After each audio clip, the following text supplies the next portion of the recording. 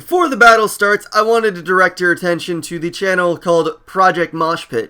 It is the source for some really fucking good competitive battles, so if you're into competitive battles from OU, UU, and just maybe lower tiers, but mainly OU and UU, go check it out. We're bringing it back this week. We just uploaded our first video on it back Sunday, and we'll have a lot more coming up soon. Gonna be a good summer for that channel, so if you're in competitive Pokemon battles, like really competitive Pokemon battles, go check that out. Link will obviously be in the description as always. But anyways, what's up, PokeMoshPit? Wilechase here. Got no new match here today against swagstik. I mean, what other kind of battle would I bring you guys? A fucking NU? PU? No, screw that.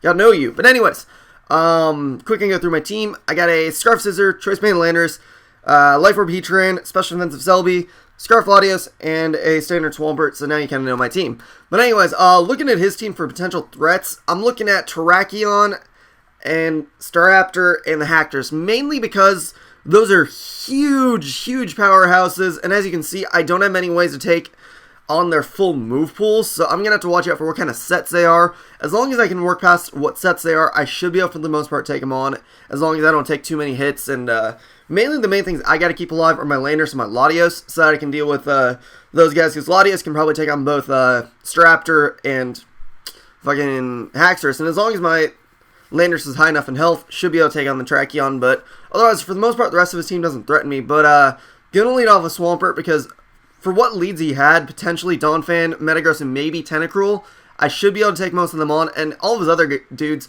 Swampert can kill, so it seemed like the best option. But anyways, like I said, lead with Swampert. He led off with Donphan, so it seems like the perfect opportunity right there to go for Scald, but he's actually going to switch out to Tentacruel, and I notice he doesn't have any Leftovers Recovery or Black Sludge Recovery, so I figure he's going to have the Giga Drain and be a Life Orb offensive set, so I'm going to switch right out to Latios, because I do not want to take a Giga Drain yet. I do not want to lose Swampert, because it's still going to be a valuable asset, because I know I can still check that Staraptor and Terrakion with Swampert, so I want to at least try and keep that alive for them.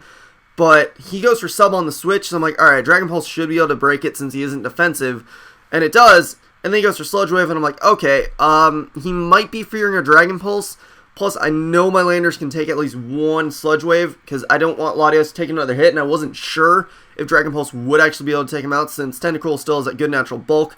So I go to Landers, he double switches out to Metagross, predicting another Dragon Pulse. I'm like, okay, he's not going to want to stay in, so I'm going to go for a U-turn, but he actually decided to stay in, which is like really weird, which means he must have like some defense investment or something, thinking of taking Earthquake. But then again, it is a choice banded Earthquake. I highly doubt that it would be able to really take it that well. So Swampert though takes it fine, but he actually has gets the attack boost and then goes for Zen Headbutt, gets a flinch, and I'm like, ow! Thanks for kind of raping my Swampert there. I mean, even if I lose Swampert, it's not that huge of a deal, because I do, again, have the choice banded Earthquake, and then I also have my Heatran with the Fire Blast, which is Life Orb.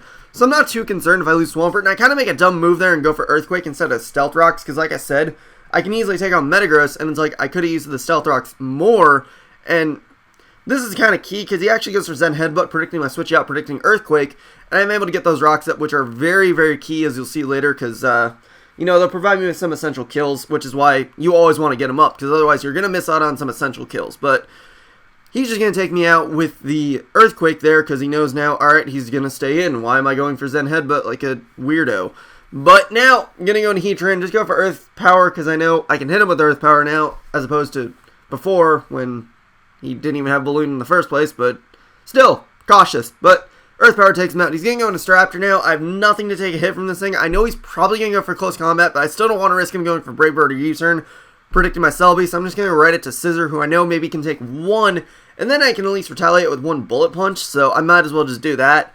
And just going to hit him with Bullet Punch, which almost brings him down. It's like just a sliver, and I'm like, oh great. Well, at least he's locked into Close Combat, so I can go into something else to take a hit, and then kill him off with whatever I want. Plus, he'll just die from Rocks switch-ins, so it's not too huge of a deal, but I'm actually able to take him down with a Bullet Punch, because I live the Close Combat, so that is fantastic, because min-max damage apparently loves me right there. So he's going to go into Donphan, and just in case he has leftovers, I don't want him to have any chance of getting his health back, so I'm just going to go right for Bullet Punch to break his sturdy indefinitely, and, you know, whatever. But he takes me out with Ice Shard. That's fine. I have plenty of things to deal with Donphan. So I'm going to go into Heatran, because I figure, alright, Fire Blast can take him out, and I didn't miss, and I should have gone for the fucking HP Grass there, but I was like, maybe it might be safer to go for Fire Blast. I don't know why I did, but the point is, I went for it, I missed, and I died. Great. That's fantastic. But luckily I do have my Celebi, so for the most part he cannot hurt my Celebi with this Donphan. And he's not going to want to switch out because nothing else wants to take a hit from Celebi. Even his Haxorus won't really appreciate it because I can still, you know, do a little bit and then bring it in better kill range. But he brings it in, figure, alright, I can take a hit, go for a Thunder Wave because I have it on this Celebi, so I should be able to at least take one hit because, you know, Celebi has good natural bulk still. But he actually goes for Night Slash, which I didn't even know Haxorus got. And then he scores a crit with it, and I'm like, oh, great, now I don't get any extra shit on it. But I'm getting going a Latias, and actually before I went for this Dragon Pulse, I wanted to calc and see if Dragon Pulse or Draco Meteor would take it out. I knew Draco Meteor would, but I wasn't sure Dragon Pulse because I didn't want to get locked into that -2 just yet. And turns out it will take it out, so that is awesome. So now he's going to bring in the Tracheon. So at least now I'm not locked into Draco Meteor, and he's not free to set up if he has any setup moves potentially. But he's going to go for X Scissor on the Latios. So I'm figuring, alright, he's choiced. Lander should be just fine to take this thing out. But it turns out he has Life Orb, and for some reason, when I was playing this match, I thought Landers took damage earlier in the match, so I was like, crap, I can't take a Stone Edge now, and I'm screwed. But I didn't actually take any damage, so I don't know why I thought I took any damage in the match, but I don't know, I thought I was like at half, so I was like, shit, I'm gonna lose. But turns out I actually outspeed him. First of all, I would have taken a Stone Edge either way, so it wasn't too huge of a deal that I outspeed or not, but I guess it would have been crit chance, but do take him out with Earthquake. He probably had Rock Polish on that, and then he just goes into Tentacruel, outspeed no matter what. So that means he will die, and that is the match. So good game, Swagstik. Nice, quick, clean match, you know. Just all that fun stuff that makes it fun. So, yeah, guys, I hope you enjoyed the match. Remember to leave a like if you did. You know, do that commenting shiz. Subscribe to the Mosh Pit if you haven't. If for some reason this is your first Mosh Pit video. And remember to go check out Project Mosh Pit. Like I said, we're going to be having a ton of competitive stuff there. Doing a ton of stuff with that channel for the summer. So it's worth checking out if I do say so myself. So, yeah, again, hope you guys enjoyed, etc., etc., etc. Recommend, sub, and later, guys.